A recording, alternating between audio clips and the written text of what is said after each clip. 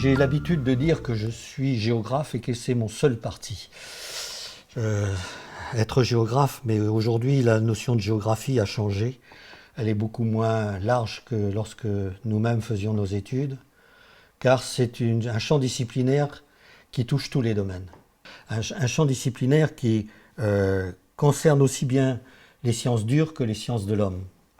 Or aujourd'hui, malheureusement, la géographie a dérivé uniquement sur les sciences humaines, oubliant ses fondements de sciences dures, notamment de morphologie, de géologie, etc. Je fais peut-être partie de ces dernières générations qui ont été formées à cela, à cette vision complète. Et c'est pourtant très important à un moment où justement la crise climatique nous amène à reconsidérer la notion de complexité. Pour me définir plus précisément, j'ai été enseignant à tous les niveaux. J'ai été formateur d'enseignants, comme prof d'école normale et d'IUFM. Et puis, étant un esprit un peu libre et ne supportant pas nécessairement certaines orientations politiques, je me suis réfugié, si j'ose dire, à l'université, mais sans volonté véritable d'y aller. Ce qui a compté surtout pour moi, c'est ma liberté de penser. Liberté de penser que j'exprime à travers ma vie militante, au sein d'associations. Alors il y a eu Géographes de Bretagne, il y a toujours Géographes de Bretagne. Il y a l'association Arfals-Colvreys. Et tout récemment, depuis 2019, partant de l'association Arfals-Colvreys et notamment des derniers ouvrages que j'ai rédigés, on a monté Bretagne Majeure, qui revendique une autonomie de gestion de la Bretagne.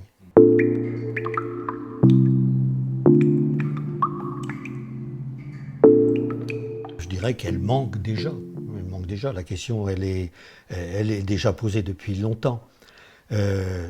Disons que nous maintenons un approvisionnement en eau aux populations au biais d'artifices, mais j'ai le souvenir que lorsque j'étais enfant dans le pays de l'Orient, comme sur les îles, toutes les maisons avaient leurs citernes. Et citernes qui, bien sûr, s'expliquaient par l'absence de réseau, mais qui s'expliquaient aussi par la difficulté à se procurer de l'eau en période estivale. Et donc, cette question de l'eau n'est pas nouvelle, sauf que dans nos sociétés actuelles, nous consommons énormément d'eau et on ne prend pas conscience de sa rareté, justement. Elle coule si facilement au robinet, et comme je le dis souvent, un habitant urbain qui prend une douche ne se pose pas la question de savoir d'où vient l'eau qu'il consomme à ce moment-là.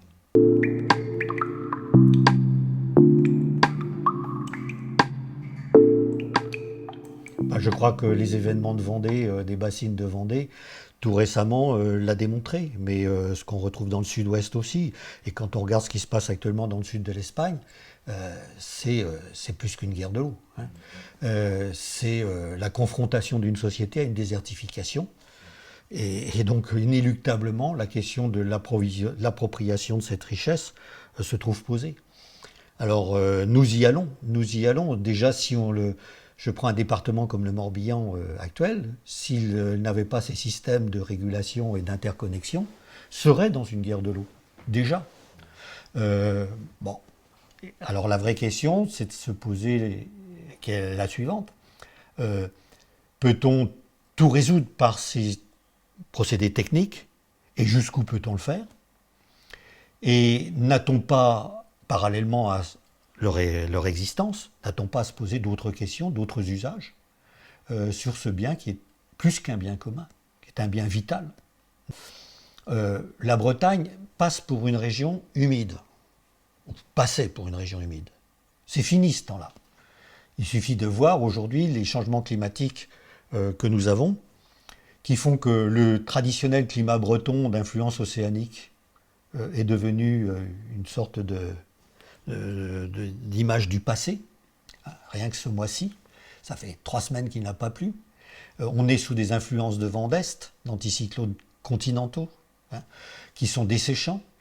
Et quand on regarde les cartes de météorologie sur l'échelle européenne et atlantique, on constate que les grands systèmes dépressionnaires, ce qu'on appelait traditionnellement les systèmes norvégiens, qui arrosaient la Bretagne, partant des zones de Terre-Neuve, balayant tout le nord Atlantique, et aujourd'hui ne viennent plus sur nos régions, mais sont pratiquement 2 degrés à 3 degrés au nord concerne le Nord-Irlande, l'Écosse, la Norvège, mais plus nos territoires. Donc la question des rythmes et des fréquences de précipitation n'a plus rien à voir avec cette image qui a fonctionné jusqu'aux années 80-90. Et là, nous sommes dans d'autres systèmes pluviométriques et hydriques, et on a du mal encore à les cerner. Mais on le voit bien, et les prévisions du GIEC sur ce plan sont, je pense, d'une extrême justesse, avec une annonce de diminution d'au moins un quart à un tiers des précipitations sur notre région, avec des inégalités au sein de la région, avec surtout des rythmes de pluviométrie, ou de pluviosité, pardon, qui vont être très différents selon les saisons, et qui s'annoncent par des phénomènes beaucoup plus brutaux, et on le sait bien, des précipitations brutales ne sont pas celles qui rechargent plus facilement les nappes. Bon, mais je pense qu'il y a des experts qui ont dû vous en parler aussi bien et sinon mieux que moi. Voilà, donc cette question de la raréfaction, elle est réelle. Elle est réelle, et l'été 2022 a été sur ce plan, je crois, un révélateur de ce qui nous attend. Et c'est terrible parce que, comme sur d'autres questions, je pense notamment à l'élévation du niveau marin, il faut qu'il y ait des périodes de crise pour que les sociétés prennent en compte ces évolutions. La crise de submersion marine, c'est la catastrophe de la Faute-sur-Mer qui a réveillé les opinions alors qu'on pouvait l'annoncer depuis longtemps, personne n'écoutait. Et là, l'été 2022 a été sur ce plan aussi la crise nécessaire pour que la société prenne en compte l'évolution de la situation. Vous pensez qu'elle sera suffisante pour vraiment modifier en profondeur les comportements ? Non, absolument pas. Parce que nous sommes dans des systèmes qui sont sociologiquement terriblement inertiels. On fonctionne sur des acquis, et on est face à une telle complexité que remettre en cause un élément, c'est remettre en cause toute la chaîne des éléments. Et ça, nos sociétés ne s'y prêtent pas. Elles s'y prêtent d'autant moins qu'aujourd'hui, nous sommes dans une société marchande, où seule la lecture économiste prévaut. Les dimensions sociales, environnementales, etc. n'entrent pas en ligne de compte. Et tant que le système pourra perdurer dans sa logique marchande, et l'eau, justement, est un bien qui connaît une marchandisation de plus en plus forcée, eh bien, nous risquons de perpétuer ce système jusqu'à aller dans le mur. L'homme ne réagit que quand la crise est là. C'est terrible à dire, et ça pose une question fondamentale qu'on aura peut-être l'occasion de reposer ultérieurement, c'est la question de ce qui différencie l'homme des autres espèces. Selon les biologistes des années 70-80, ce qui différenciait l'homme des espèces animales, c'était sa capacité d'anticipation. Aujourd'hui, on peut s'interroger. Hier, j'entendais un présentateur de télévision évoquer le problème de l'eau en Bretagne et dire cette chose toute juste, que 80% de l'eau en Bretagne, c'est de l'eau qui tombe du ciel, il n'y a rien dans les nappes. C'est un peu simpliste, mais combien de Bretons le savent eux-mêmes actuellement? C'est pas sûr. Et ça, c'est une spécificité de notre vieille péninsule armoricaine, qui est un socle granitique ou de roches métamorphiques, c'est-à-dire un sol qui n'a pas de réserve profonde. Il n'y a de réserve en nappe qu'un petit peu dans le Léon et dans le Trégor. Et quand je vois aujourd'hui des gens faire des forages, ça me pose problème, parce que dans les années 80, j'ai travaillé pour les services hydrologiques de la DDA. Ici, sur le Morbihan, on faisait des petits films justement sur la préservation de l'eau, et j'étais effaré de la vitesse à laquelle l'eau percole dans des sols granitiques. C'est très très lent, c'est 1,5 mm à 3 mm par an. Donc quand on attaque des nappes profondes, on est sur des nappes d'eau qui remontent avant même notre ère. Dans le contexte actuel de consommation, c'est perçu comme une fragilité, bien sûr. Bien sûr, et avec une dimension qui est à prendre en compte, parce que aussi beaucoup de gens, notamment sur les zones littorales denses, n'ont pas conscience de cela, c'est que quand ils font des forages profonds, ils pompent cette nappe phréatique et ils ne se rendent pas compte qu'il y a un vase communicant avec la mer. Il y a des régions européennes, je pense au sud de l'Italie, qui ont des nappes d'eau profondes entièrement salinisées. Ils ont tellement pompé l'eau douce que l'eau de mer l'a remplacée. Et ça, c'est grave, parce que quand je vois ce qui se passe sur le littoral, nombreux sont des gens qui font leur forage profond. Bon, donc cette question, elle est importante. Alors maintenant, pour revenir à celle que vous posiez, eh bien, je me dis que on a oublié justement ce qui est le fondement même de la nature de notre propre milieu. Les sociétés d'il y a encore 50 ans avaient un rapport à l'eau qui n'a rien à voir avec celui que nous pratiquons aujourd'hui. Elles avaient, et c'était peut-être une des caractéristiques du peuplement de la Bretagne. Nous, quand nous étions étudiants, nous apprenions que l'habitat était dispersé en Bretagne parce qu'il y avait de l'eau partout. C'est vrai. Mais de l'eau en petite quantité, à un moment où les usages étaient parcimonieux. Donc, la société bretonne trouvait son équilibre entre des eaux pluviales de surface et une dispersion, et en même temps, parallèlement, une faible consommation. Donc ça assurait une pérennité de la ressource tout au long de l'année quasiment. Sauf sur les zones littorales. C'est pour ça que tout à l'heure je vous parlais des citernes.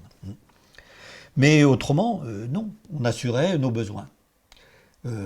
Par contre, aujourd'hui, clairement, on ne les assume pas. Pour reprendre quelques chiffres, je ne sais pas si vous les avez eus, mais actuellement, on estime que sur la Bretagne, c'est l'équivalent de 10,4 milliards de mètres cubes qui tombent sous forme de pluie et qui retournent à la mer. Donc, si nous ne captons pas ces 10 milliards et demi de mètres cubes au cours de leur transit à la surface du sol, c'est une ressource qui est perdue. Et dans le même temps, on consomme l'équivalent, en 2016, on consommait presque 277 millions de mètres cubes.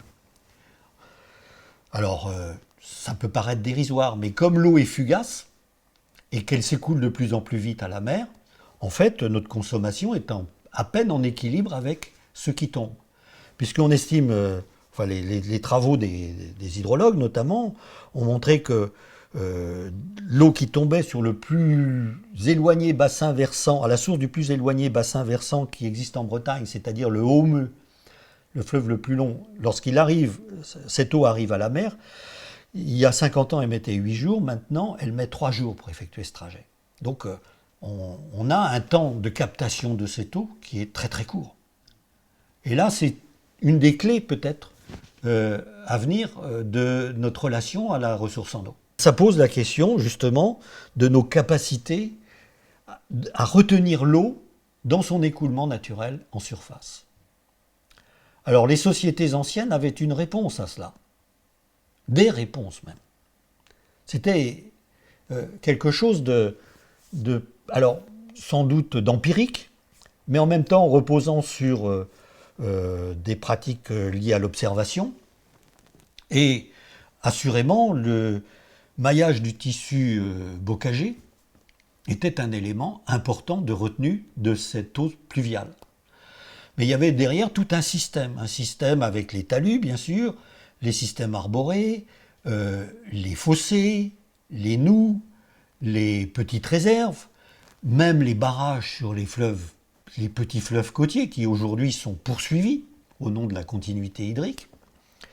Il y avait tout un système, j'oubliais les tourbières, et tout un système donc qui, naturellement, mais aussi par l'action de l'homme, parce que je pense aussi aux prairies humides, était institué pour faire que l'eau reste le plus longtemps possible en circulation à la surface du sol. Et aujourd'hui, on a perdu tout ça. Je prends le fossé qui est à côté, par lequel vous êtes entré, il est comblé, personne ne l'entretient. Et quand il pleut, l'eau court sur la route. Bon, c'est une absence de vision globale et collective par rapport justement à la rétention de cette ressource. C'est pas nous en Bretagne, c'était toutes les sociétés anciennes qui avaient un lien à la nature beaucoup plus fort que celui que nous avons, qui respectaient la nature. Vous savez, moi j'ai vécu en Afrique dans des sociétés animistes, l'eau est tout aussi sacrée, mais c'était parce que dans ces sociétés, on savait l'importance vitale de l'eau. Nous la considérons aujourd'hui dans nos sociétés modernes comme étant un bien consommable. C'est tout. Qu'on paye, peu importe le prix, au prix fort. Un produit. Un produit, voilà. On ne se pose pas la question de sa pérennité, on se pose la question simplement de sa disponibilité. Et même pas de sa nature. Et même pas de sa nature ni de sa qualité. Hein, tout à fait. Donc là, il y a quelque chose qui est profondément problématique et qui est une absence totale d'éducation, de réflexion par rapport à ces biens fondamentaux de notre environnement, l'eau, l'air, la mer, la terre, etc. Hein. Aujourd'hui, nous consommons et nous détruisons. Jean Ballory a abordé cette question sur cette relation intime de l'homme au milieu, cette dépendance et cette intégration de l'homme dans des sociétés anciennes qu'il y a partout sur Terre, qu'elles soient inuites ou autres, ou africaines ou autres. L'homme ne se perçoit que comme un élément constitutif de cet environnement naturel. Ça n'est plus le cas. Et ça n'est plus le cas depuis au moins le XVIIe, mais surtout depuis le XIXe siècle avec la révolution industrielle.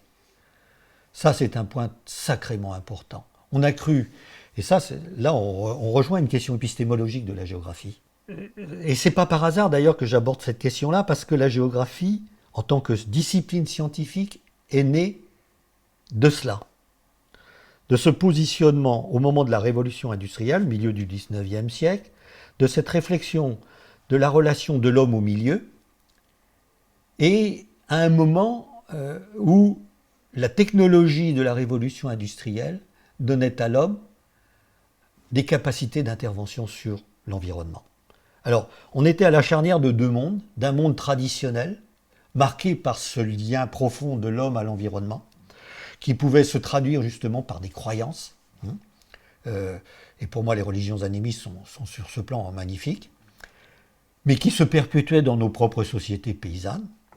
Et la révolution industrielle, le scientisme, qui pose la question fondamentale du pouvoir de l'homme de transformation de cet environnement. Et tout le XIXe siècle, le XXe même, on pourrait dire, a fonctionné sur ce modèle de pensée.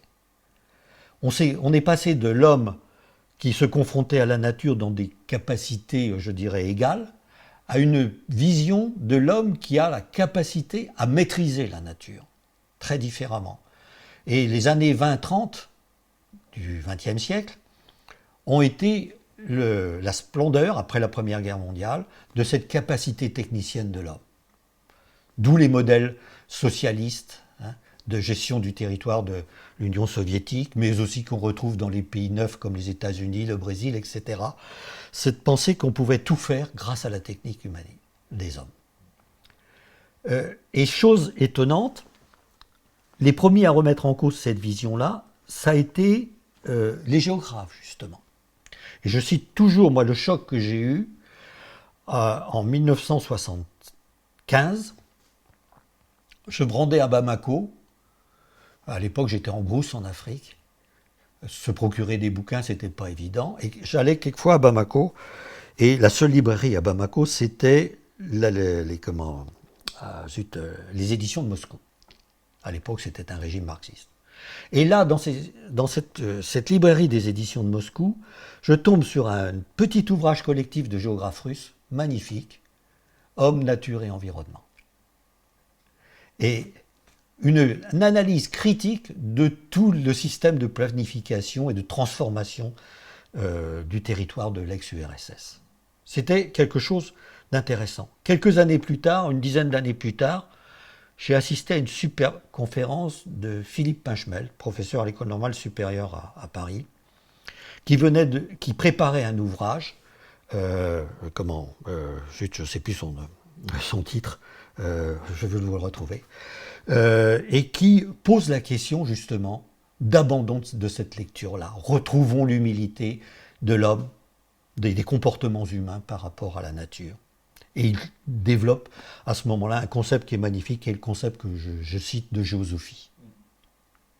Retrouvons la sagesse d'usage de la Terre. C'est-à-dire qu'on retrouve, quand je vous parle de boucle épistémologique, on retrouve le fondement des comportements des sociétés animistes. Et se trouvent posés deux termes, alors qui sont différents selon les auteurs, mais enfin qui veulent dire la même chose. Je vous ai parlé du terme de peuple racine qu'utilise dans ses derniers ouvrages Jean Mallory, c'est-à-dire ce fait que l'homme n'a d'existence que s'il se raccroche aux fondements qui constituent la vie sur Terre. Il y a un géographe breton qui, dans les années 60-70, a défini les choses, et je le cite aussi, c'est Maurice Lelanoux, sous un autre terme, il l'appelle l'homme habitant. Et je préfère presque l'homme habitant, parce que ça connecte mieux la responsabilité de l'homme par rapport à l'environnement. L'homme racine, il n'a de responsabilité que dans sa survie. Tandis que dans l'homme habitant, il y a une responsabilité qui est beaucoup plus grande, qui pose la question de la survie de l'homme, mais aussi son devoir de respecter les équilibres de la nature. Et donc cette mutation, les géographes ont été alors ça a commencé dans les années 60-70, et aujourd'hui, je pense que la question elle est vraiment d'actualité par rapport à la crise environnementale qui nous touche. L'écologie est née, est au fondement même de la géographie. Quand la discipline apparaît vers 1848-1850, en Allemagne principalement, ce sont des biologistes qui abordent cette question de la relation de l'homme au milieu. Des gens comme Hetzel, comme Haeckel, etc. Et ils l'ont dans une vision qui place l'homme justement comme une espèce parmi d'autres, mais très vite, il dérive vers la définition, et c'est Ratzel notamment, le grand géographe allemand Ratzel qui aborde la chose, une définition qui conduit l'émergence de la géographie vers ce qu'on appelle le milieu géographique. À l'époque, on est dans la perception que les sociétés sont dépendantes de la nature des milieux dans lesquels elles vivent. Le milieu impose sa loi, l'homme la subit. Et ça définit du coup des comportements sociétaux qui vont donner naissance à une science nouvelle, l'ethnologie, avec le concept de genre de vie. Et on pense à l'époque, mais c'est le début aussi de la connaissance, je dirais presque intégrale du monde, on a l'impression qu'à un milieu donné correspond à un genre de vie donné.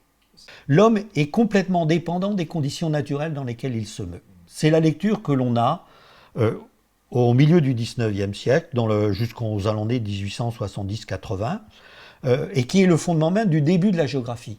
Et pourquoi donc la géographie se différencie de la biologie? C'est parce que partant de cette considération-là, on part de l'idée que le milieu de vie constitué par tout ce qu'on appelle le biotope, aussi bien donc la partie vivante que la partie inerte, la biocynose comme le biotope, sont des éléments qui définissent le mode de vie des gens. Donc l'homme est complètement soumis aux règles de la nature. Cette vision-là, elle évolue avec le fait colonial. Le fait colonial permet aux Européens d'aller dans différentes régions du monde, et commencer à se poser la question de la maîtrise de ces régions. Et ils découvrent à cette occasion que c'est beaucoup plus complexe que ce qu'ils imaginaient. Je vais prendre un exemple. Pourquoi les deltas du sud-est asiatique sont très peuplés et pourquoi les deltas du monde africain sont vides, alors qu'on est dans des milieux identiques. Et là se pose la question d'une absence de déterminisme aussi systématique.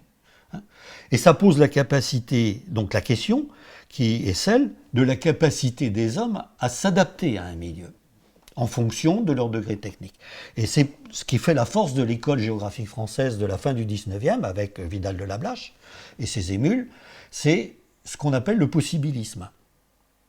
La nature n'impose plus, disons qu'elle offre ses conditions, plus ou moins tendres, et l'homme, par son génie, a capacité ou non à s'y adapter. Et c'est ce qui conduit justement dans les années d'entre-deux-guerres à cette vision rationaliste que la technologie va permettre de supplanter les contraintes de la nature. Mais aujourd'hui, on voit bien que ces capacités technologiques restent limitées. Aussi fortes soient-elles, c'est d'une prétention illusoire que de prétendre contrôler la nature. Et là, la crise climatique actuelle le démontre parfaitement. Comment allons-nous gérer la montée des océans? Comment allons-nous gérer ces élévations de climat? Comment allons-nous gérer cette raréfaction de la pluviométrie? Pour les écologistes, les deux voies ont divergé à la fin du XIXe siècle.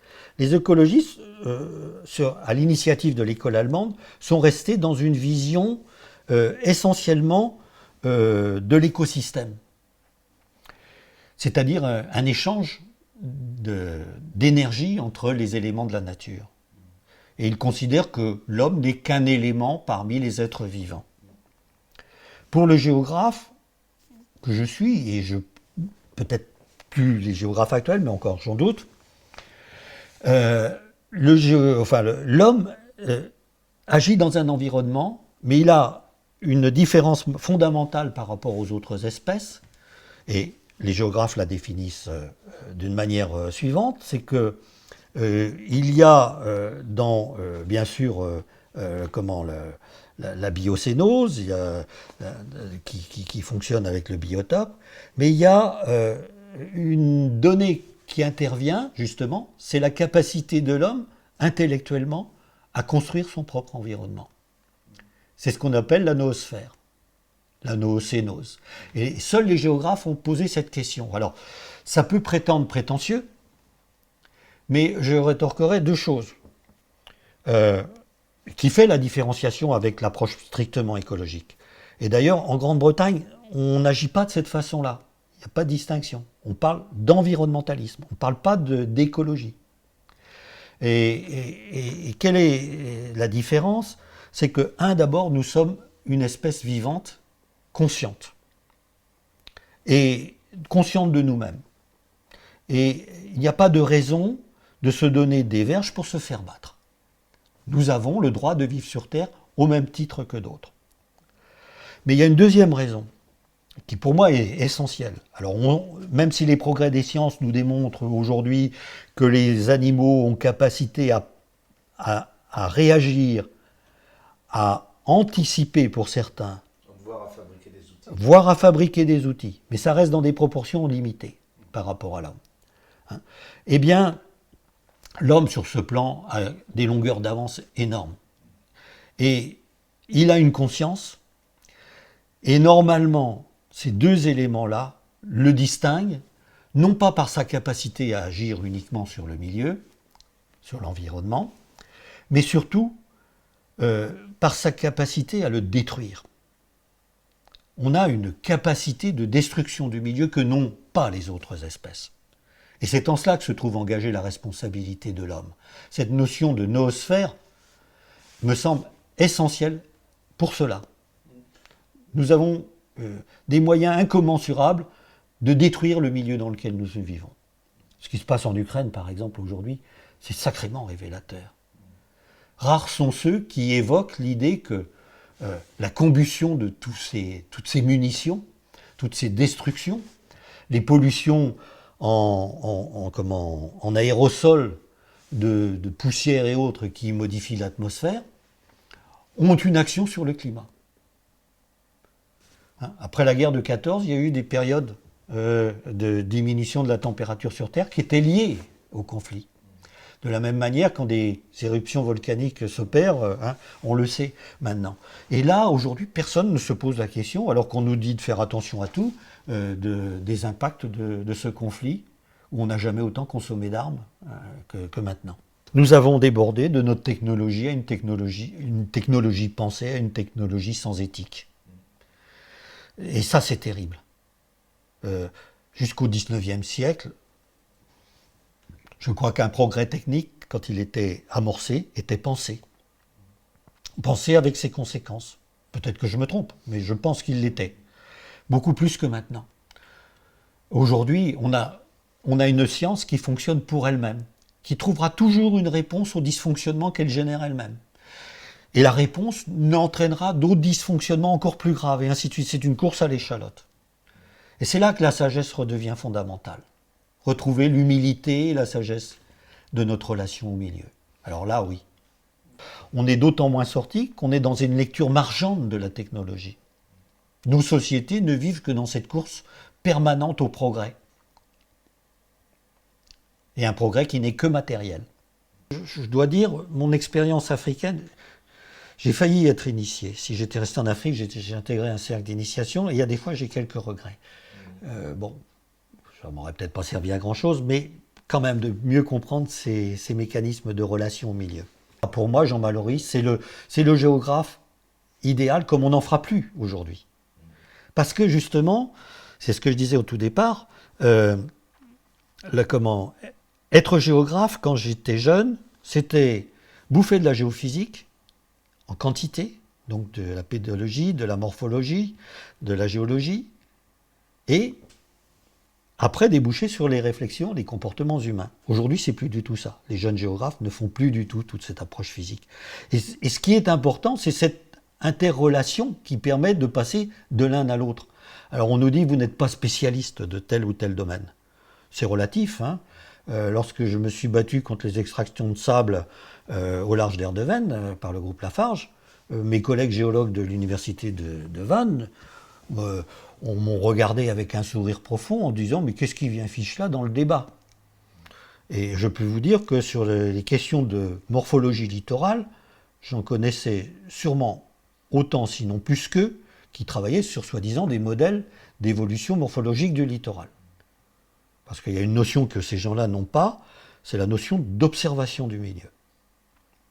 Il n'y a pas besoin de créer des modèles numériques, il suffit de regarder ce qui se passe sur une plage. Tout simplement, ça nous renseigne sur beaucoup de choses.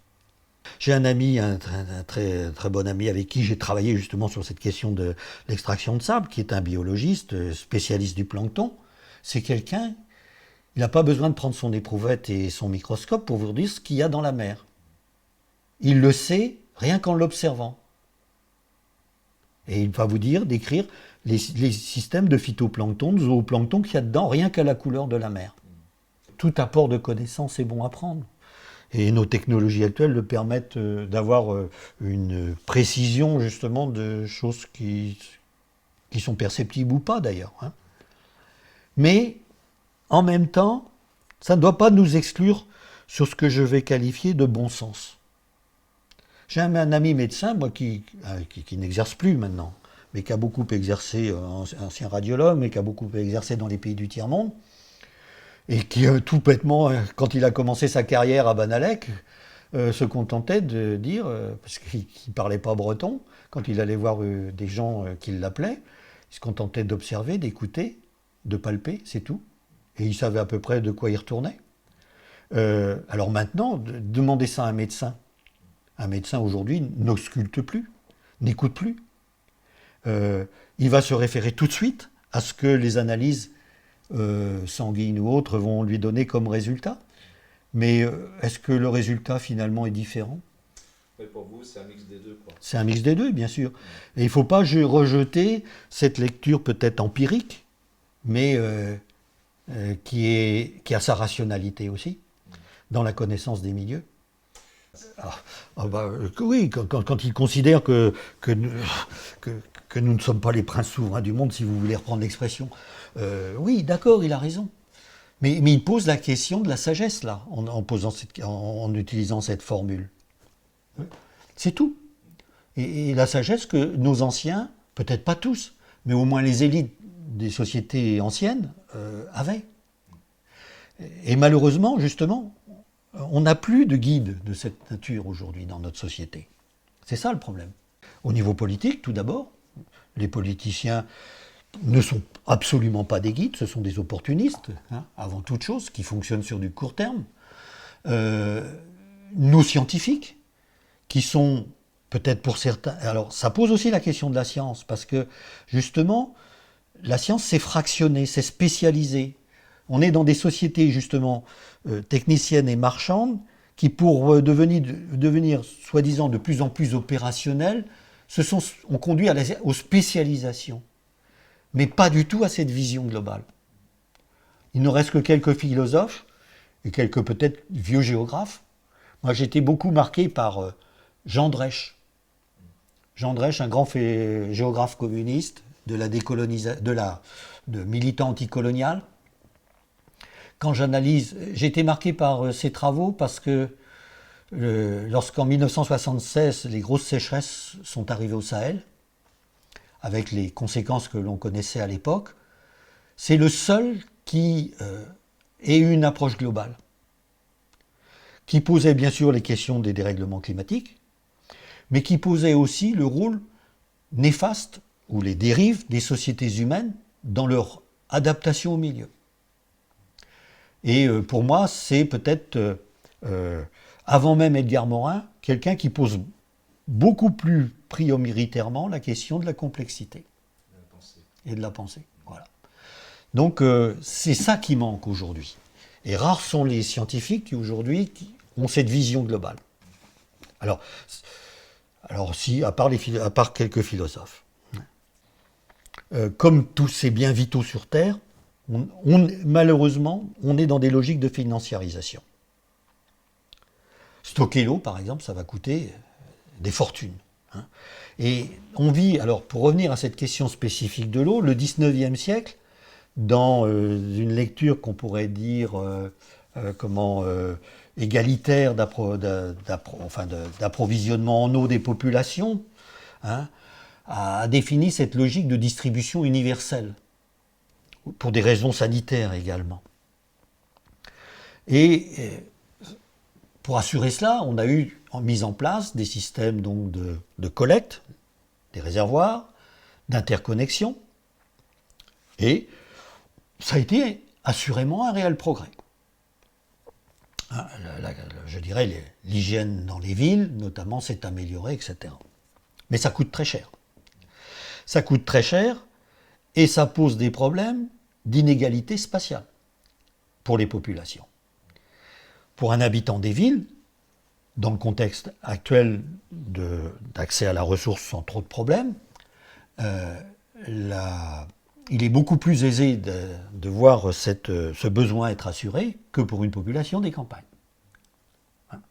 Moi, je me souviens, l'arrivée du réseau d'eau potable dans la commune de mon enfance, c'était au milieu des années 50.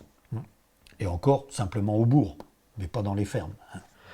Donc, il y a la financiarisation qui est dépendante d'abord d'une vision de distribution universelle, est inégalitaire par essence, et elle est aujourd'hui contestée. Alors, on a vécu sur ce modèle, on pourrait dire depuis l'entre-deux-guerres pratiquement, fin 19e siècle, début entre-deux-guerres pour la Bretagne. Et il faut reconnaître que face à la maigreur de la ressource en eau en Bretagne, nous sommes dans une région de France où les systèmes de collecte et d'interconnexion sont parmi les plus élaborés. Donc c'est un acquis. Maintenant, on peut se poser la question du bon sens de cela, parce que ça coûte très cher. Hein. C'est ce qui fait aussi que la Bretagne a aujourd'hui le prix du mètre cube d'eau le plus élevé de France. Eh oui. Hein. Il y a 2 ans, on était à 2,42 € du mètre cube en moyenne. Mais dans nombre de départements, ici par exemple, on est à près de 4 €. Et quand on va sur les îles, on atteint des niveaux, surtout quand il y a des manques d'eau en estivaux, qui impliquent du transfert par cargo ou de la désalinisation, on dépasse les 10 € du mètre cube. Donc là se créent vraiment des inégalités spatiales. Et jusqu'où est-ce raisonnable ? Je prends un exemple comme Belle-Île. Belle-Île, quand on met en route l'usine de désalinisation, ponctuellement en été, c'est du 12 € du mètre cube. Si on restait sur les ressources elles-mêmes de l'île, nous avions fait une étude avec nos étudiants aux alentours de 2005, on partait du principe en 2005, qu'au-delà de 2015, selon les rythmes de croissance démographique, Belle-Île ne pourrait plus approvisionner en eau sa population par ses propres ressources locales. Donc, on est bien là dans une lecture coûteuse, mais qui ne dérange pas grand monde, puisqu'elle est source de profit pour les entreprises qui gèrent et auxquelles sont déléguées ces fonctions d'approvisionnement en eau. Donc, qui a intérêt à casser le système? Donc ça, c'est un premier point. Le deuxième point, c'est que la ressource en eau, elle est, comme je le disais, en Bretagne, elle résulte de la récupération des eaux de pluie sur l'ensemble du territoire. Et se crée quelque chose qui m'a fait bondir il y a quelques années au cours d'une conférence, une assemblée générale d'eau et rivière, où s'exprimait le responsable d'approvisionnement en eau de l'agglomération rennaise, c'est que aujourd'hui, eh bien, il y a des sortes de pactes qui s'opèrent entre les villes et les territoires d'approvisionnement. L'agglomération rennaise, par exemple, a créé un label qui s'appelle Terre de Source. Vous devez bien le connaître. Et ce label, eh bien, quand j'en ai entendu les normes, à mon sens, il est un peu problématique. Il est problématique car la ville se permet d'imposer aux agriculteurs des normes d'activité de façon à préserver la qualité de l'eau qui va être extraite de leur sol et sous-sol. Alors, on peut dire ça se défend, au nom des solidarités, au nom des équilibres environnementaux, etc. C'est un contrat. C'est un contrat. Mais en même temps, je sentais que ce contrat était très inégal. L'agriculteur n'avait pas trop le choix. Et ça pose une réelle question. En tout cas, c'était pour une agriculture plus vertueuse. Plus vertueuse, bien sûr. On va de porc en bio, etc. Bien sûr, et pour éviter tous les pesticides et autres produits phytosanitaires, bien sûr. Et peut-être qu'il y a justement à imposer cette logique-là pour qu'il y ait un respect plus grand de la ressource en elle-même.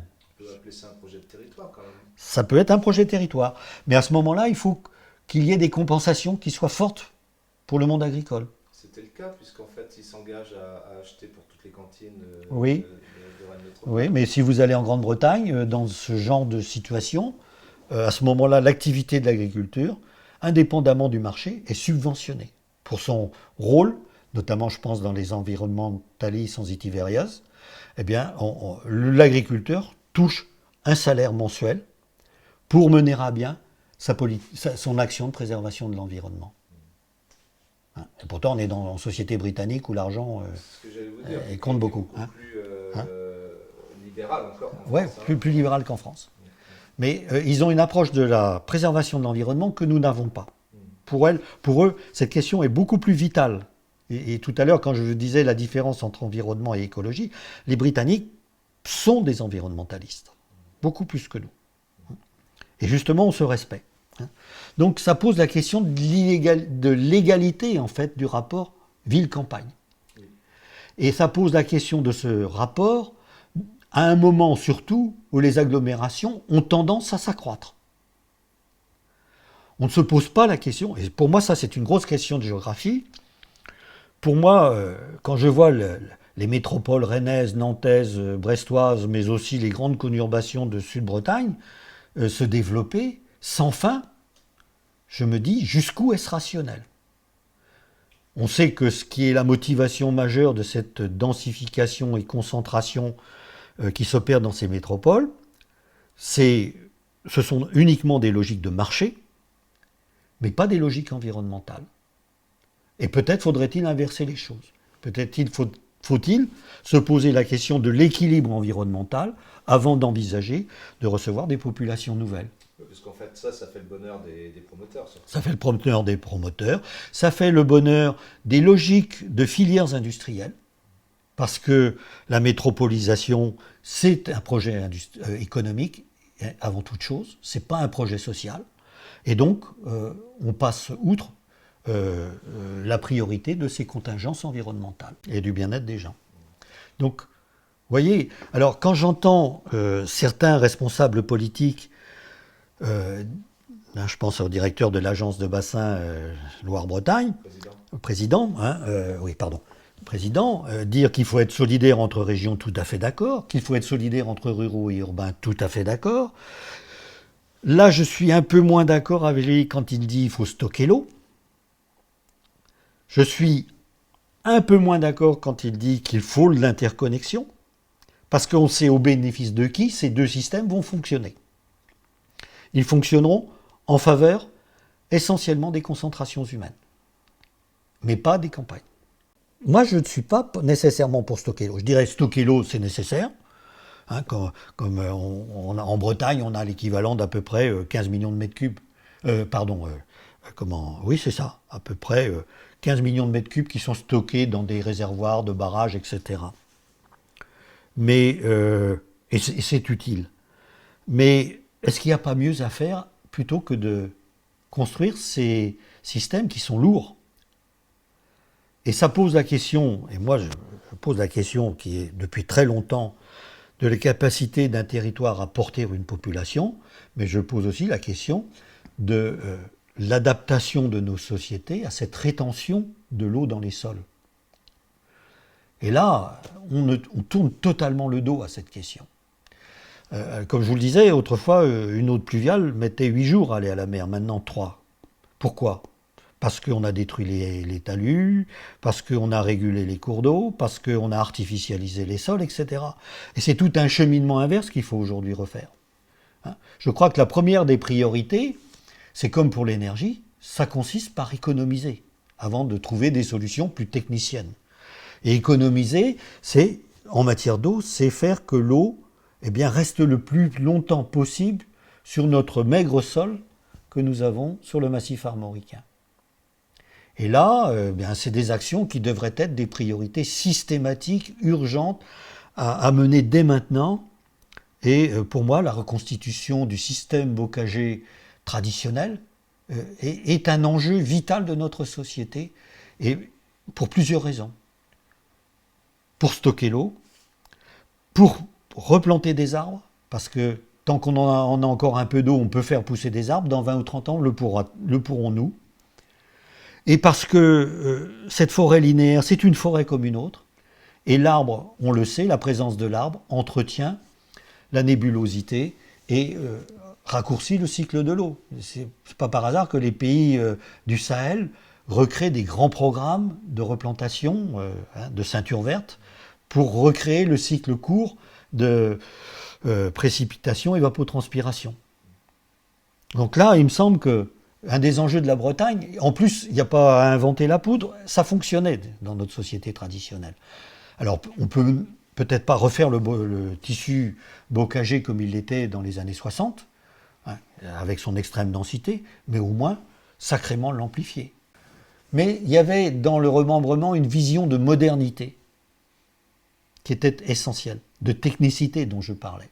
Croire que le progrès passait par une mutation totale d'un environnement. Alors ça a été la pire des conneries, et environnementales, et psychologiques, etc., et culturelles. Donc, il y a bien en Bretagne actuellement le projet, l'action de Breizh-Bocage, qui est louable, mais qui n'est pas assez importante, et qui malheureusement pose la question de replantation des haies arbustives, mais pas des véritables talus arborés, à la fois pour l'arbre et à la fois pour le talus, parce qu'on le sait, le talus est un élément très fort de rétention des eaux. Je vous ai mis dans l'ouvrage que j'avais sorti en 2020, là, j'avais mis des photos qui montrent bien comment ces talus jouent un rôle de rétention sur plusieurs jours après une pluie. Mais faisons tout pour limiter l'écoulement de l'eau rapide vers la mer. Déjà, on gagnera énormément. Il y a un deuxième point sur lequel j'insiste aussi. Je pose la question de la déconcentration et de la déresponsabilisation des habitants qui vivent dans ces agglomérations, de la précarité de cette ressource en eau. L'interconnexion les a déconnectés de cette réalité-là. Et moi, je vais peut-être être un peu drastique, mais comme de la même manière que je dis que face à la montée des marins du niveau de la mer, il faut que l'homme réapprenne à faire du littoral un usage parcimonieux et ne cherche pas à lutter contre la montée du niveau marin. Je dis que sur la question de l'eau, l'homme, de la même manière, doit apprendre à n'habiter qu'en rapport avec la capacité du milieu à lui offrir ses biens vitaux. C'est ce que j'appelle la capacité d'un milieu à porter une population. Ça impliquera une responsabilisation. des populations, et pas que sur la question de l'eau, hein, de tout, de l'énergie, de l'alimentation.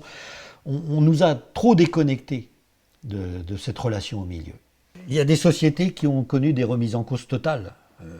La fin de l'Empire, au IVe siècle, préfigure beaucoup, je crois, d'éléments qui vont être ceux auxquels nous allons être confrontés.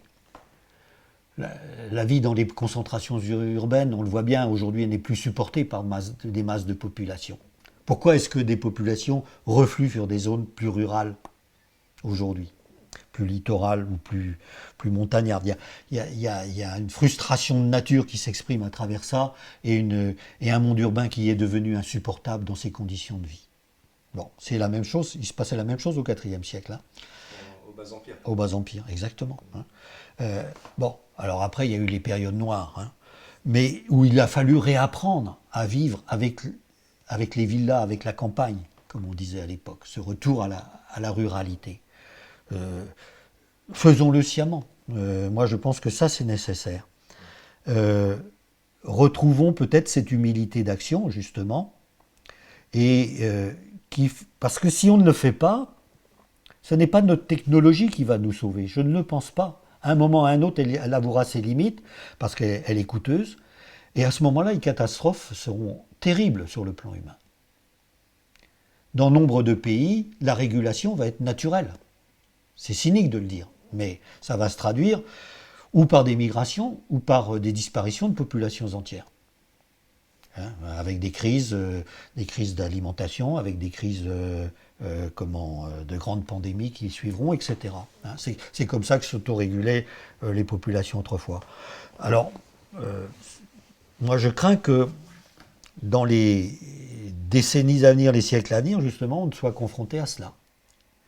On va vivre des transferts de population énormes, on va vivre des transformations nécessaires des relations au milieu, et peut-être que ce sont malheureusement ces règles-là qui vont être privilégiées. Pour le moment, disons qu'on a un équilibre qui est précaire, mais je viens d'écrire un texte de prospective sur à peu près 2050, comme je vous le disais. Il y a les effets directs de la crise climatique, et donc qui vont toucher cette question de ces biens vitaux, mais naturels, mais on va être confronté surtout à des effets indirects, et je pense notamment à des grands mouvements de population. La Bretagne va faire figure de territoire privilégié par rapport à ce que vont vivre d'autres territoires de l'espace ouest européen. On vit aujourd'hui une fuite des populations des villes vers notre territoire où les conditions d'environnement sont plus agréables, mais jusqu'à combien de temps? Et on va vivre, à mon sens, deux grands mouvements de population dans les décennies à venir. Bien sûr, les mouvements de population venant du Sud, ça, il est amorcé sur toute l'Europe. Mais peut-être que ça ne va pas toucher immédiatement la Bretagne, et si ça ne la touche, ça ne va la toucher que dans les mondes urbains, puisque ce sont des populations qui s'orientent sur les systèmes urbains, métropolitains, où elles ont l'impression d'atteindre les symboles de notre niveau de vie, et où elles ont les capacités à s'intégrer plus facilement dans nos sociétés, plus que dans des espaces ruraux.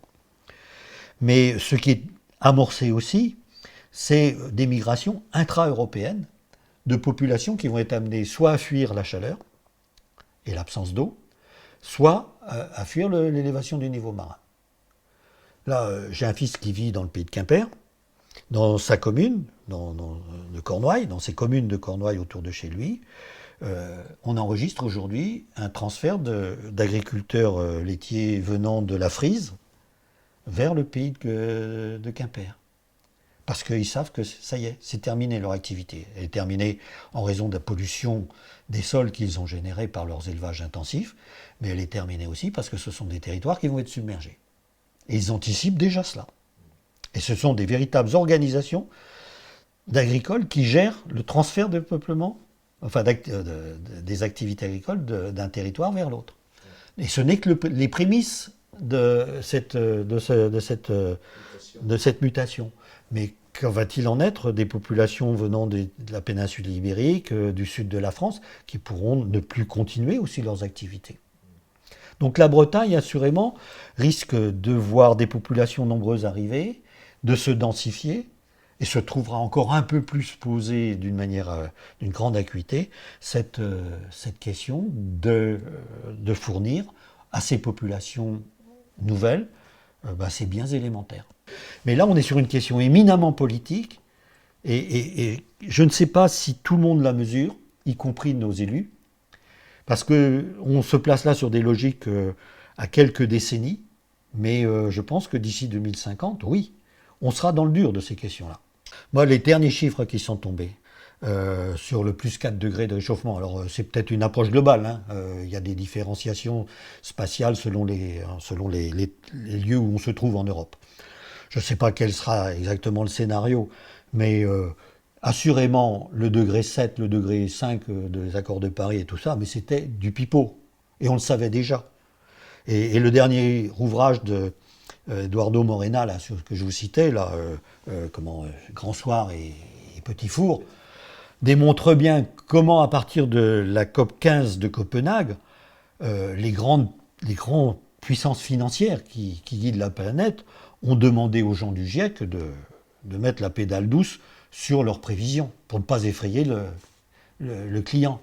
Mais on voit bien, il suffit de prendre par exemple, je me suis plus intéressé à la question de l'élévation du niveau marin, mais dès le début des années 2000, les prédictions d'élévation du niveau de la mer sur le marégraphe de Brest étaient bien supérieures à ce qui nous était annoncé. Enfin, pas les prévisions, les constats, pardon. Donc, il est clair que le processus va aller plus vite, et surtout qu'on ne fait rien. Il y a des conséquences qui vont être terribles, et notamment sur une partie de la Bretagne, c'est tout le bassin rennais. Bon, on l'a abordé. Les travaux du GIEC et puis de l'Observatoire de l'environnement en Bretagne, etc., ou de Météo France, etc., le disent tous, on va vers une diminution des précipitations, d'au moins 25 à 30%, une irrégularité de celle-ci, une violence de celle-ci, comme on le constate actuellement sur les épisodes pluvieux du sud de la France. On va vers des régions qui vont devenir difficiles en termes de lieu de vie. Alors le bassin rennais, oui. Quand on sait que par exemple le bassin rennais en été, pour reprendre le cheminement, le débit de la Vilaine à Arzal en été n'est ni plus ni moins que l'équivalent des eaux rejetées par l'agglomération rennaise. Bon, comment l'agglomération rennaise va-t-elle pouvoir assumer son approvisionnement en eau? Alors peut-être que dans un premier temps, l'interconnexion par l'aqueduc, je ne trouvais plus le mot, d'Arzal à Rennes va résoudre le problème. Mais ça pose d'autres questions. Arzal, c'est une catastrophe environnementale. Ça a tué le Morbraz. Le Morbraz, qui était un des lieux sur Terre les plus riches sur le plan halieutique, la petite mer, du Croisic, Watt, Édic, Belle-Île, Quiberon. C'était un lieu, sur le plan halieutique, parmi les plus riches de la planète. Regardez maintenant ce qu'il est devenu. Alors de temps en temps, il y a des booms planctoniques, qui, lorsqu'on libère les eaux d'Arzal. Et donc ça tue toute vie marine. Il y a des espèces qui prolifèrent au détriment des autres. Et avec justement mon copain Pierre Molot, là, le spécialiste du plancton, combien de fois on a dit, mais la première mesure environnementale qu'il faudrait mener en Bretagne Sud, c'est de faire dynamiter le barrage d'Arzal. C'est un peu brutal comme formule, mais si on veut retrouver une mer qui nous nourrit, il faut que l'eau redonne les conditions permettant à la filière halieutique, à toute la chaîne tropique de se reconstituer. Bon, donc on est là sur des questions qui reposent l'avenir de cette concentration urbaine sur l'est de la région, Rennes et Nantes d'ailleurs. En plus dans des zones qui risquent d'être peut-être à terme, qui risquent de passer sous le niveau de la mer. Peut-être pas immédiatement, mais sur des horizons plus lointains. Ça c'est une chose essentielle pour moi. J'ai plutôt travaillé sur l'aménagement littoral, mais de voir que toute la gestion des eaux continentales ne se pose pas la question de devenir des eaux marines, et notamment des eaux marines bordières. Ça, pour moi, c'est un point scandaleux.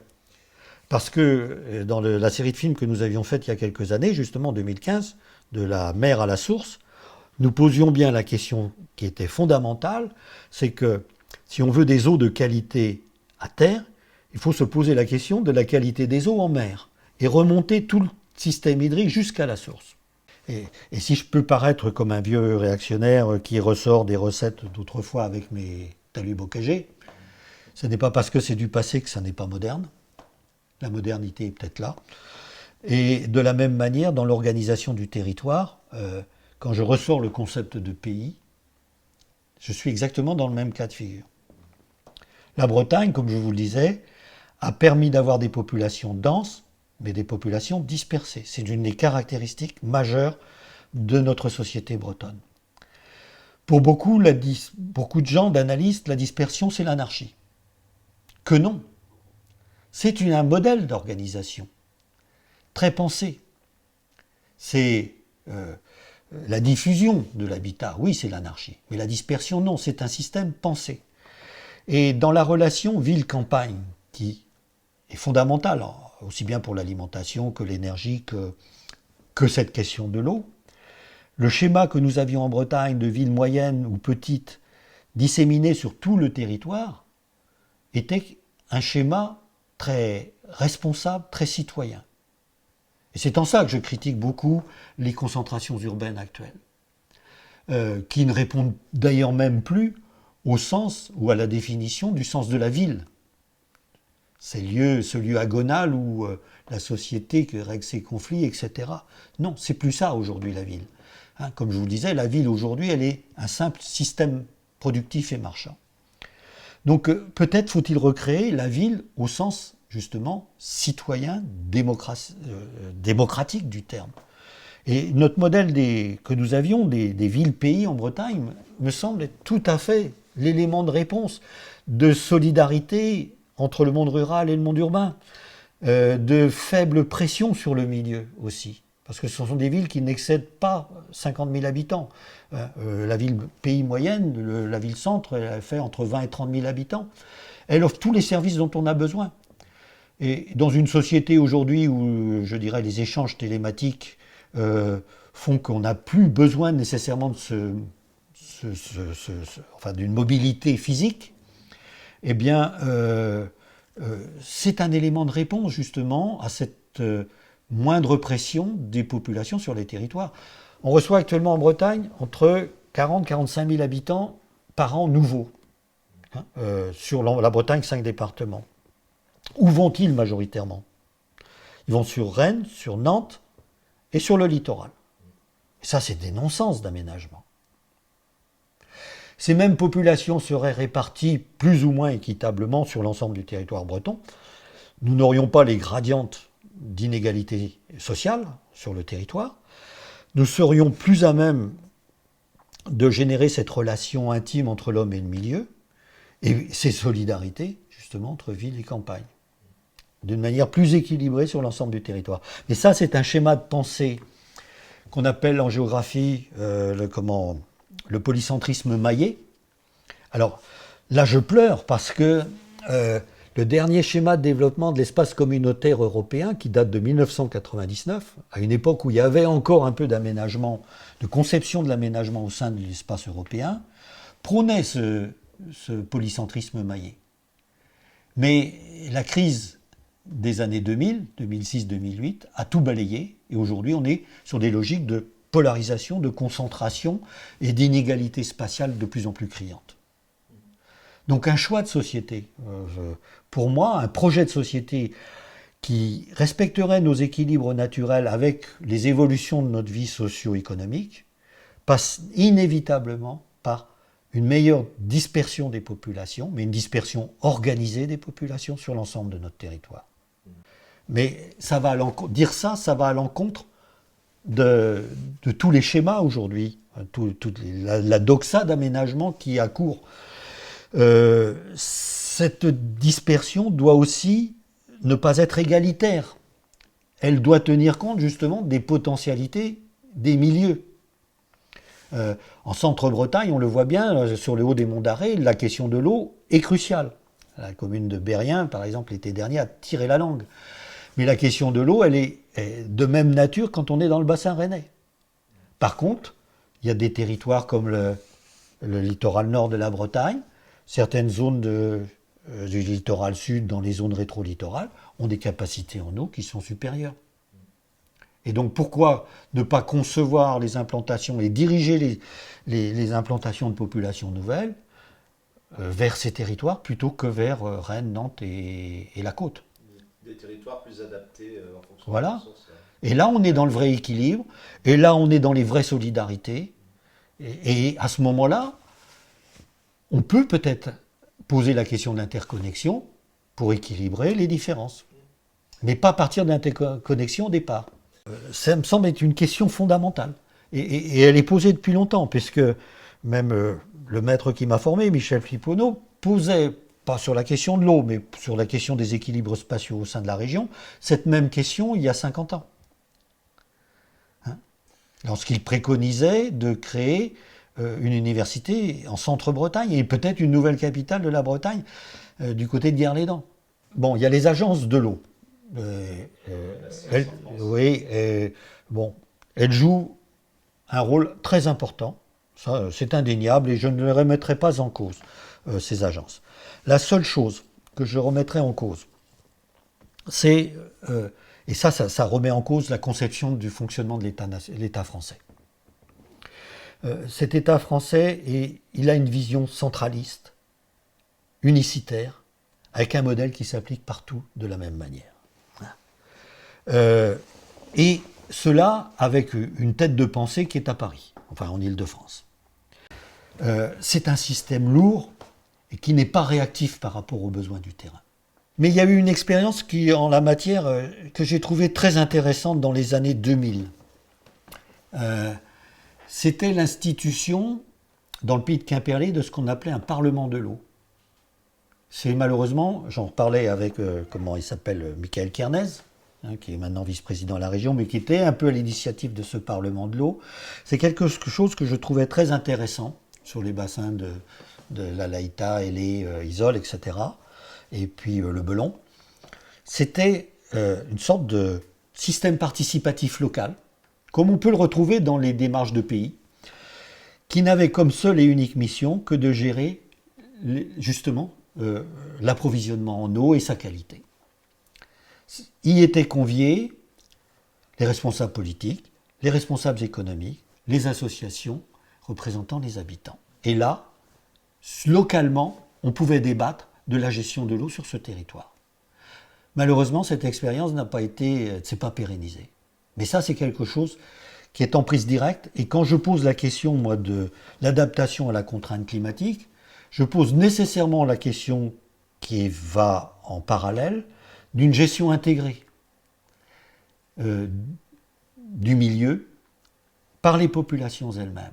Et cette gestion intégrée, quand on touche la complexité, ne peut se faire qu'à des niveaux locaux. C'était défini lors du sommet de Rio en 92. J'ai travaillé, moi, personnellement, sur les questions littorales et maritimes dans ces concepts de gestion intégrée. Et là, je suis un peu atterré de voir que plus personne n'en parle. La Bretagne avait commencé à expérimenter cela sur sa zone littorale, avec notamment de très bons rapports qu'avait pu mener Jannick Morisseau quand elle était vice-présidente à la région. Elle avait fait publier une étude sur la gestion concertée du littoral breton. C'était quasiment exemplaire, pas en tout, mais quasiment. Et c'est ces démarches globales que nous devrions avoir aujourd'hui sur toutes ces questions, et notamment sur la question de l'eau. Alors ça n'empêche pas les agences de bassin de définir des orientations, mais ça responsabilise localement les populations aux contraintes qu'elles ont à gérer. Mais ça démarre, c'est aussi une révolution politique et citoyenne à l'égard de laquelle aujourd'hui on s'éloigne. Les années 90 ont été pour moi des années où on allait petit à petit vers cette approche d'autogestion. Et puis, encore une fois, la crise est arrivée, le marché avec ses règles s'est imposé, et nos politiques s'y sont jetés à pieds joints.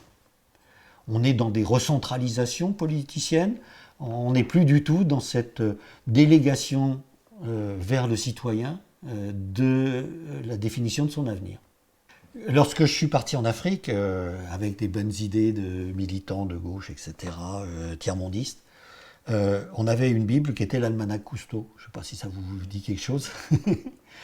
Les unités de méthanisation, on les développait dans les villages, avec des moyens artisanaux, etc., des petites unités. Bon, pour résoudre le problème du combustible. Aujourd'hui, on dit pique-pente de la méthanisation. Moi, je reste persuadé que la méthanisation, ça reste un bon élément de réponse sur le plan énergétique, à condition effectivement de ne pas tomber dans les travers de ce système industriel aujourd'hui que sont devenus ces grands méthaniseurs fermiers, qui ne sont là que pour une notion de rentabilité financière. Bon, alors je vous rejoins tout à fait quand on critique la production de maïs à grand renfort d'arrosage pour faire fonctionner les méthaniseurs. Le méthaniseur, c'est pas comme ça que je le conçois, mais toutes les autres formes de production d'énergie non plus.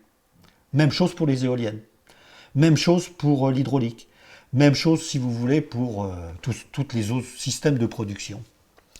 Je crois que un des problèmes, justement, que nous avons, et qui repose sur la technologie, enfin, qui est l'une des dérives de la technologie de nos sociétés techniciennes, c'est que, et marchandes, c'est que tout n'est conçu, non pas par rapport à l'outil lui-même, mais par rapport au profit qu'il va générer et au jeu bancaire qu'il va permettre de susciter.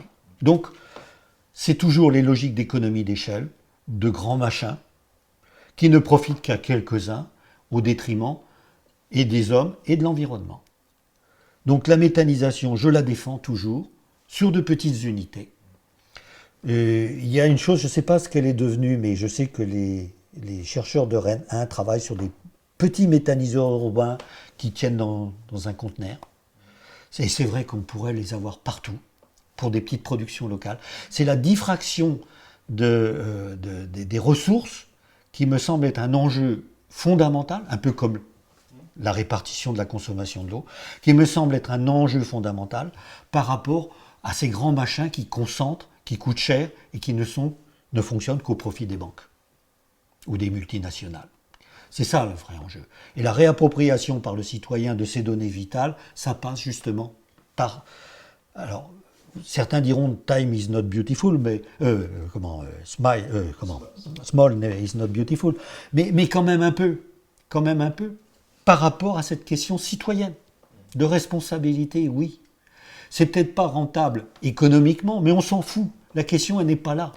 La question, elle est dans cet équilibre environnement, social, marché. Alors, comment ? Quand je pose la question, par exemple, tout à l'heure, de la nécessaire pour conserver l'eau sur nos sols, la nécessaire reconstitution du système talus-bocage. Ça remet en cause toute l'agriculture, toute la manière dont l'agriculture actuelle fonctionne en Bretagne.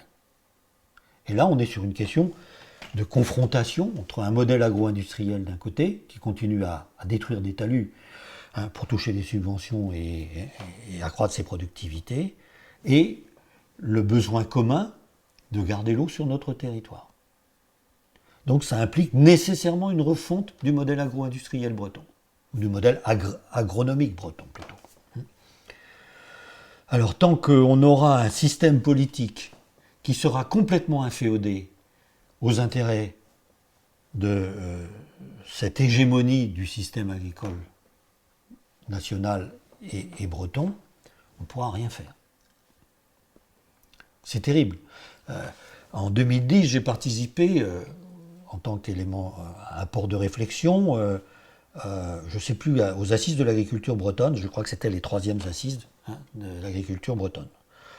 On avait déjà essayé, au cours des discussions qui ont duré l'équivalent de 3 mois, où étaient présents les acteurs politiques, les acteurs professionnels de la DDA, les associations, etc., de définir ce que pourrait être une agriculture bretonne plus responsable.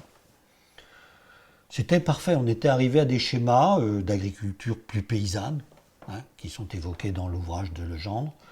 Hein, le modèle Pochon, quoi. Hein, mais ça, c'est pas uniquement celui-là. Hein.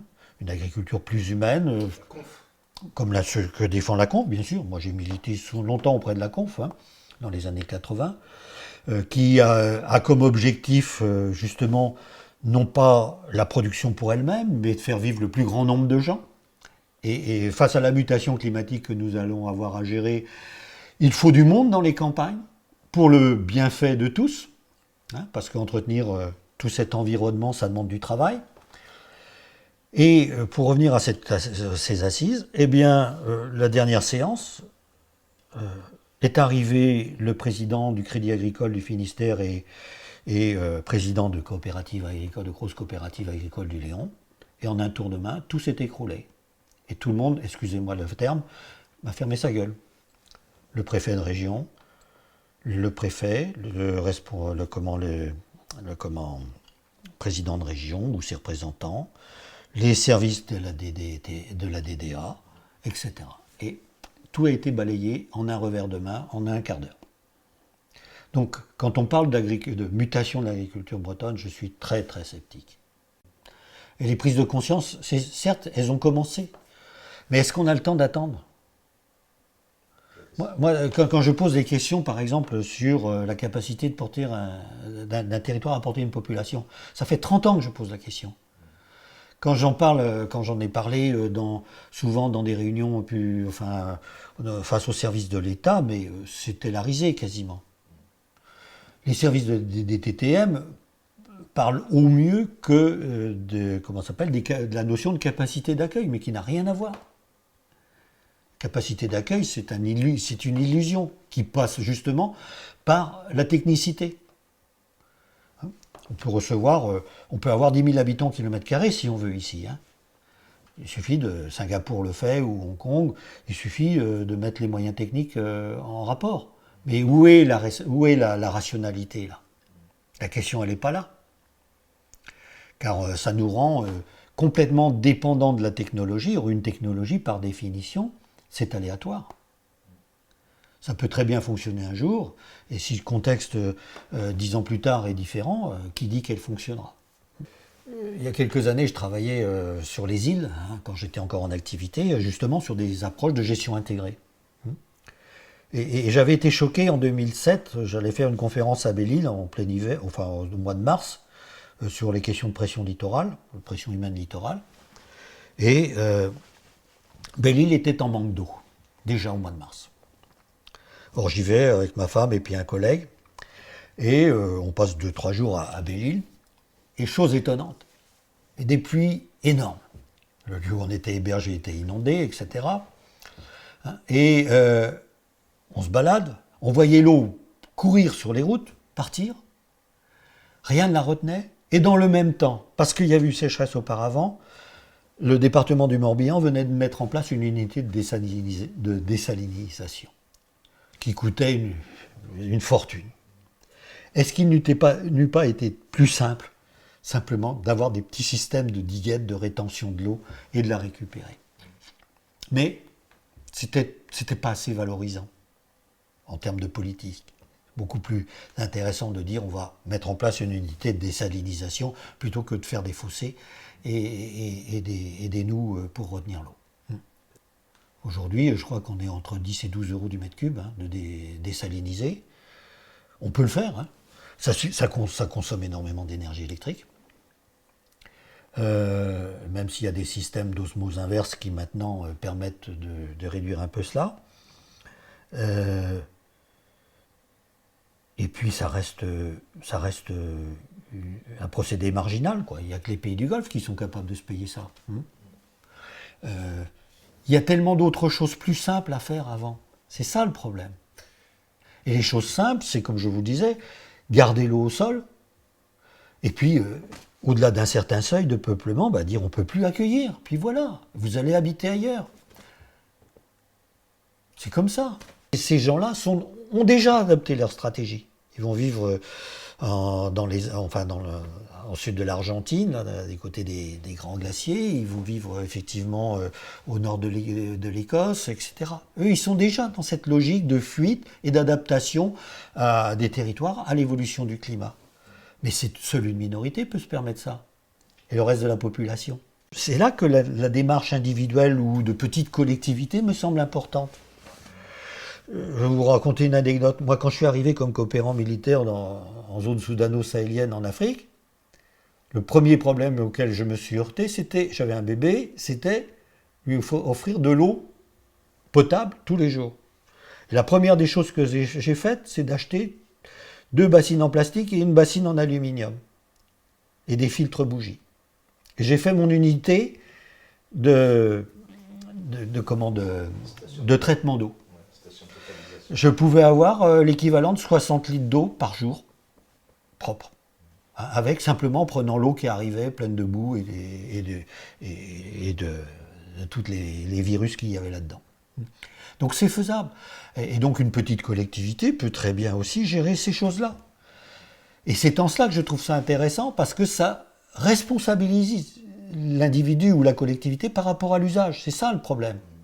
Dès qu'on est dans les grands machins, on déresponsabilise. Je reviens à la question au thème que j'abordais au départ. Hein, vous voyez ? Première question environnementale, reconstituer, et d'urgence, notre maillage bocager avec forêt linéaire. À la fois pour retenir l'eau et pour faire que les cycles se raccourcissent entre évapotranspiration et pluie. Ça, c'est l'urgence, me semble-t-il. Ça peut aller vite. On a mis 20 ans pour détruire nos talus, on peut très bien, en 20 ans, les reconstituer sans problème avec les moyens actuels. Il y a des gens qui l'ont fait. Je pense à un prof du lycée agricole de Pommery-de-Jeudi qui, dans les années 80 déjà, initiait ses élèves à reconstruire des talus. Saïd Gestin, je ne sais pas si vous le connaissez.